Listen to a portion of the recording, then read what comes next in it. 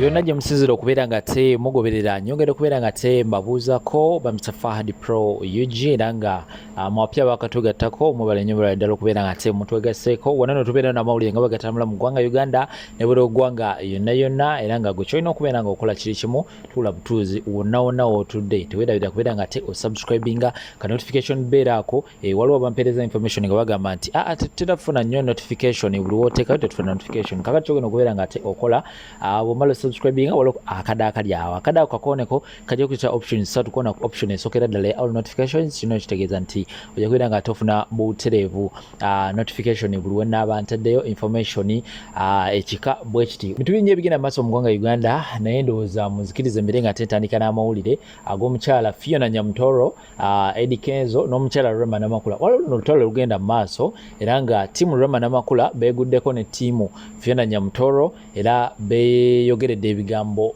bingi nnyo nga bwengenda okubeera nga te mbibateerawo nga sina kintu na kimu kyennyongeddemu kyogenda okubeera nga te okola kiri kimu ogenda genda wansi ku comment section gw'osalewo gw'oli ttiimu ki by the way gw'oli ttiimu Fiona Nyamutolo oba ogenda kubeera nga te ogwa mu ttiimu Rema Namakula kyonna kyonaba osazeewo wandiikawo wansi ttiimu yo gy'ogwamu era ng'ewatali kumala budde kamere nga te mbateerawo ensonga zino nga bwe zigenda mu maaso wabula tebeerera okubeera nga te osharingirako abalala babeere nga te bafuna information eno ate video eno making sure nti olikinga tubeere nga te tutambule wamu ffenna kamutebutami uno nkomawo n'amawulire amalala mangi nnyo temuvaawo. Nga bw'omanyi bannayuganda twagala nnyo okuteeka olusiddiiko mu bintu ebingi.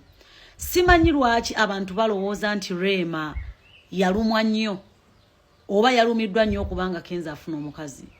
Njagala mujjukire from the beginning Rema said from the beginning nero yali akyali ne musuuza yagamba ye ayagala nnyo omuntu okulaga ensi nti amwagala era ebiseera bye yayagalira mu Kenzo yabeeranga mu kutambula leero ali Toronto oluddako ali Japan oluddako ali Germany simanyi muntu gw'oyagala bannaye nga musician Rema yali mukazi eyewa ekitiibwa paka ne leero Rema yali muwala musirise nga mu butuufu ne weza ssaawa za kaakati abantu bangi beegomba karakita ye yali mwana nfuuzi embeera ya Rema byazaali ne waakulidde byonna mu bimanyi yakula agamba ayagala omuntu amusukkulumya Kenzo ne kimulema isn't it njagala tubeere bantu balambulukufu ate Rema ekintu kyakola kye bayita omuntu okumanya kikyoyagala era Kenzo yatambulanga amawanga nga tawummula olunaku Rema lwe yasiba ebintu bye n'atambula n'agenda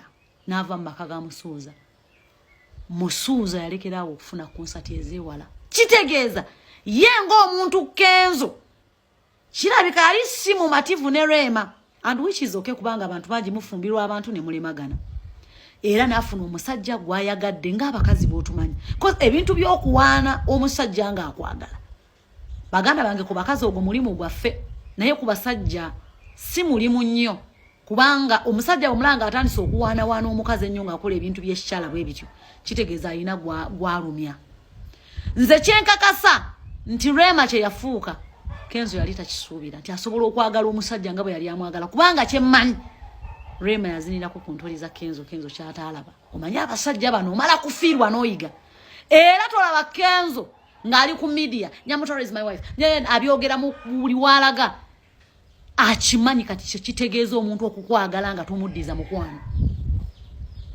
era ne bw'aba Nyamutoro ng'oggyeko obwa minisita ne bwe bandibadde baagalana singa tamusukkulumye era Nyamutoro asobola okufuna omusajja omulala because she has her money ne Rema bwe yali akola ssente ze ffenna tukimanyi teyali bubi nnyo nti yali ku street yali akola ssente ze ne Kenzo akola ssente ze so Rema muyina okumwebaza nti yayigiriza Kenzo kye bayita okwagala era ye yamuyigiriza yagala gana whatever Kenzo is doing akiyize ku Rema nti omuntu bw'akwagala muddize mukwano oyinza kumuwa ki omuntu ayingiza akasente ke oyinza kumuwa era oyina kumuwa mukwano kumusukkulumya so nsasira lowooza nti Rema ayina biifu oba kyaa nze ndabanga Kenzo ayinza okuba yayina akanyusi kokubanga kati alaga nti naye nga bw'omanyi okitegeera naye ekyamazima kiri nti Rema moved on she's happily married mufumba jjudda gumidde okitegeera gwe batali akawunduka ku byedirisa. No, she's a married woman. Bayanjula bakyala babulako kimu. Kitegeeza omuntu omwanjule ssebo mu mateeka aba mukazi wo.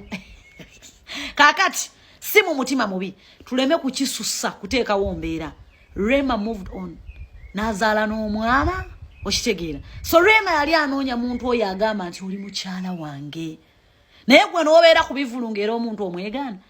Omuntu n'ayimba n'alaajana kuki gwe gwani gwe balaajanira bwe batyo. So kwe kusala walonde ekkubo liyakwata. Kati ne Kenzo kyagezaako okulaga nti banaye omuntu bw'akwagala. Era mwe abatannakitegeera abalaga nti omuntu bw'akwagala ng'omuddiza mukwano kati kyagezaako okukola erinnya Mutoro. Otherwise, nenya Mutoro wagezaako okumulanga ekitalina makulu ajja mulekawo. Muganda wange Kenzo ku luno katusubire nti amaziga gaakomye wagandeseemu nze nga limu nfuuzi munno. Nze akyagalimu naye amazima gali nti Rema Kyenkakasa is happy for you. Because she already has a family. The happiest family, the happiest marriage. This is not about being, having a good position in government. You're well known by a president. No, it is about her life. You understand? Chino chini kuye ngo muntu era chiyasalawo. Otherwise, abantu ba timu gundi bine bintu mbira bambukyamu. Mubira bambukyamu nze. Chemanyi. Kenzo yayagala okulumya Rema naye Rema yakimukola. Yakimutuusaako. Kono mutu koleseemu amagezi g'abantu abakulu. Olowooza bwe baali boogera ku Kenzo, Rema n'atayogera nsonga ki? Omanyi kitegeeza okuzaala musajja omwana n'otambula n'ova mu maka agawedde. Agataliiko kugamba nti oluwalaza baali tebaalukola. Lwe lunnobesezza. Mwe muve mu maka g'abantu. Buli muntu alina by'asirikira bye mutamanyi. Yandiyogedde ki? Na ne lwe yali ava ewaka okugenda. Yasiibula tebaamwanukula wadde ekigambo n'ekimu. Imwe baana mmwe. Silence is the best weapon. Ebyokuwoza mbu Kenzo bambi. Kenzo nno yakaweza abakazi basatu bazaalamu abaana. Wayinza n'okubanga waliyo baatannayogerako. Bazaalamu abaana kyogamba ye mulungi. Bakazi aba. Abo betumanyi kati waliyo abatannayagala kwogera. Ate omanyira wakubanga bajja kujja. Gwokiinako obukakafu. Ate teyasulanga waka. Teyabeeranga waka. Njagala okutegeeza. Abantu ku social media obutasoma n'abasomako mugenda ne mwegatta. Kati ate kibi nnyo okusanga omuntu eyasomako bwe yeegatta n'atasomyeko bannange ku luno ate guba muliro. Naye njagala okutegeeza she is happily married. Talina kyayagaza Kenzo. Ebyo ebyabambiza mwezi takoma. Njagala olowooze ku mukazi munno ng'afuluma amaka mwazadde omwana atambula agenda. Abakazi mulina omuze gw'okubaseducinga amangu. Nange mukwatibwa mangu ekisa n'awateetaagisa. Wali oyagala akola atya? Wali oyagala ave ayogere nakati mujja kwogera but she won't reply because rango ne hatred mwe mugiina yetagimuyinaako. Ate ali mu bulamu bwe mu bufumbo bwe happily married. Sika kawunduka ku byeddirisa. So temumwesibaako mugende mu maaso n'obulamu mujaganye bye mujaganya but okwesembereza abantu si kulungi. Ze kyemanya Mutoro alinga 26 oba 27.